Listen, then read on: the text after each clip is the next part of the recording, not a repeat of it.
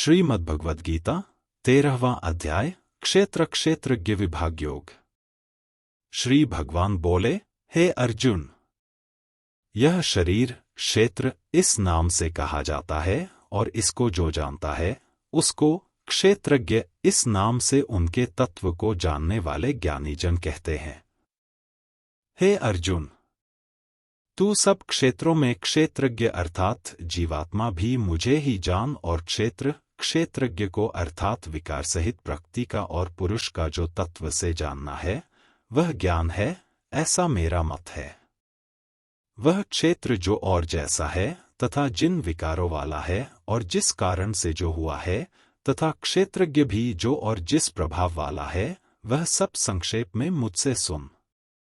यह क्षेत्र और क्षेत्रज्ञ का तत्व ऋषियों द्वारा बहुत प्रकार से कहा गया है और विविध वेद मंत्रों द्वारा भी विभाग पूर्वक कहा गया है तथा भली भांति निश्चय किए हुए युक्तियुक्त ब्रह्मसूत्र के पदों द्वारा भी कहा गया है। 5 महाभूत, अहंकार, बुद्धि और मूल प्रकृति भी तथा 10 इंद्रियां, 1 मन और 5 इंद्रियों के विषय अर्थात शब्द, स्पर्श, रूप, रस और गंध तथा इच्छा, द्वेष, सुख दुख, स्थूल देह का पिंड, चेतना और धृति, इस प्रकार विकारों के सहित यह क्षेत्र संक्षेप से कहा गया। श्रेष्ठता के ज्ञान का अभिमान का अभाव, दंभाचरण का अभाव, किसी प्राणी को किसी प्रकार भी न सताना, क्षमाभाव, मनवाणी आदि की सरलता, श्रद्धा भक्ति सहित गुरु की सेवा, बाहर भीतर की शुद्धि, अंतःकरण की स्थिरता और मन, इंद्रियों सहित शरीर का निग्रह। इस लोक और परलोक संपूर्ण भोगों में आसक्ति का अभाव और अहंकार का भी अभाव, जन्म, मृत्यु, जरा और रोग आदि में दुख और दोषों का बार बार विचार करना। पुत्र, स्त्री, घर और धन आदि में आसक्ति का अभाव, ममता का न होना तथा प्रिय और अप्रिय की प्राप्ति में सदा ही चित्त का सम रहना। मुझ परमेश्वर में अनन्य योग के द्वारा अव्यभिचारिणी भक्ति तथा एकांत और शुद्ध देश में रहने का स्वभाव और विषयासक्त मनुष्यों के समुदाय में प्रेम का न होना। अध्यात्म ज्ञान में नित्य स्थिति और तत्व ज्ञान के अर्थरूप परमात्मा को ही देखना, यह सब ज्ञान है और जो इससे विपरीत है वह अज्ञान है, ऐसा कहा है। जो जानने योग्य है तथा जिसको जानकर मनुष्य परमानंद को प्राप्त होता है उसको भली भांति कहूंगा। वह अनादि वाला पर ब्रह्म न सत ही कहा जाता है, न असत ही। वह सब और हाथ पैर वाला, सब और नेत्र, सिर और मुख वाला तथा सब और कान वाला है, क्योंकि वह संसार में सबको व्याप्त करके स्थित है। वह संपूर्ण इंद्रियों के विषयों को जानने वाला है, परंतु वास्तव में सब इंद्रियों से रहित है तथा आसक्ति रहित होने पर भी सबका धारण पोषण करने वाला और निर्गुण होने पर भी गुणों को भोगने वाला है। वह चराचर सब भूतों के बाहर भीतर परिपूर्ण है और चराचर भी वही है और वह सूक्ष्म होने से अविज्ञेय है तथा अति समीप में और दूर में भी वही स्थित है। वह परमात्मा विभाग रहित एक रूप से आकाश के सदृश परिपूर्ण होने पर भी चराचर संपूर्ण भूतों में विभक्त सा स्थित प्रतीत होता है तथा वह जानने योग्य परमात्मा के विष्णु रूप से भूतों को धारण पोषण करने वाला और रुद्र रूप से संहार करने वाला तथा ब्रह्मा रूप से सबको उत्पन्न करने वाला है। वह पर ब्रह्म ज्योतियों का भी ज्योति और माया से अत्यंत परे कहा जाता है।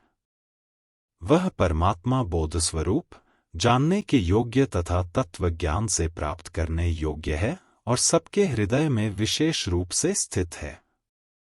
इस प्रकार क्षेत्र तथा ज्ञान और जानने योग्य परमात्मा का स्वरूप संक्षेप से कहा गया। मेरा भक्त इसको तत्व से जानकर मेरे स्वरूप को प्राप्त होता है। प्रकृति और पुरुष, इन दोनों को ही तू अनादि जान और राग द्वेषादि विकारों को तथा त्रिगुणात्मक संपूर्ण पदार्थों को भी प्रकृति से ही उत्पन्न जान। कार्य और करण को उत्पन्न करने में हेतु प्रकृति कही जाती है और जीवात्मा सुख दुखों के भोगतापन में अर्थात भोगने में हेतु कहा जाता है। प्रकृति में स्थित ही पुरुष प्रकृति से उत्पन्न त्रिगुणात्मक पदार्थों को भोगता है और इन गुणों का संग ही इस जीवात्मा का अच्छी बुरी योनियों में जन्म लेने का कारण है। इस देह में स्थित वह आत्मा वास्तव में परमात्मा ही है। वही साक्षी होने से उपद्रष्टा और यथार्थ सम्मति देने वाला होने से अनुमंता, सबका धारण पोषण करने वाला होने से भर्ता, जीव रूप से भोक्ता, ब्रह्मा आदि का भी स्वामी होने से महेश्वर और शुद्ध सच्चिदानंदघन होने से परमात्मा, ऐसा कहा गया है। इस प्रकार पुरुष को और गुणों के सहित प्रकृति को जो मनुष्य तत्व से जानता है, वह सब प्रकार से कर्तव्य कर्म करता हुआ भी फिर नहीं जन्मता। उस परमात्मा को कितने ही मनुष्य तो शुद्ध हुई सूक्ष्म बुद्धि से ध्यान के द्वारा हृदय में देखते हैं, अन्य कितने ही ज्ञान योग के द्वारा और दूसरे कितने ही कर्मयोग के द्वारा देखते हैं, अर्थात प्राप्त करते हैं। परंतु इनसे दूसरे अर्थात जो मंद बुद्धि वाले पुरुष हैं, वे इस प्रकार न जानते हुए दूसरों से अर्थात तत्व के जानने वाले पुरुषों से सुनकर ही तदनुसार उपासना करते हैं, और वे श्रवणपरायण पुरुष भी मृत्यु रूप संसार सागर को निःसंदेह तर जाते हैं। हे अर्जुन, यावन मात्र जितने भी स्थावर जंगम प्राणी उत्पन्न होते हैं, उन सबको तू क्षेत्र और क्षेत्रज्ञ के संयोग से ही उत्पन्न जान। जो पुरुष नष्ट होते हुए सब चराचर भूतों में परमेश्वर को नाशरहित और संभाव से स्थित देखता है, वही यथार्थ देखता है। क्योंकि जो पुरुष सब में संभाव से स्थित परमेश्वर को समान देखता हुआ अपने द्वारा अपने को नष्ट नहीं करता, इससे वह परम गति को प्राप्त होता है। और जो पुरुष संपूर्ण कर्मों को सब प्रकार से प्रकृति के द्वारा ही किए जाते हुए देखता है और आत्मा को अकर्ता देखता है, वही यथार्थ देखता है। जिस क्षण यह पुरुष भूतों पृथक पृथक भाव को एक परमात्मा में ही स्थित तथा उस परमात्मा से ही संपूर्ण भूतों का विस्तार देखता है, उसी क्षण वह सच्चिदानंदघन ब्रह्मा को प्राप्त हो जाता है। हे अर्जुन, अनादि होने से और निर्गुण होने से यह अविनाशी परमात्मा शरीर में स्थित होने पर भी वास्तव में न तो कुछ करता है और न लिप्त ही होता है।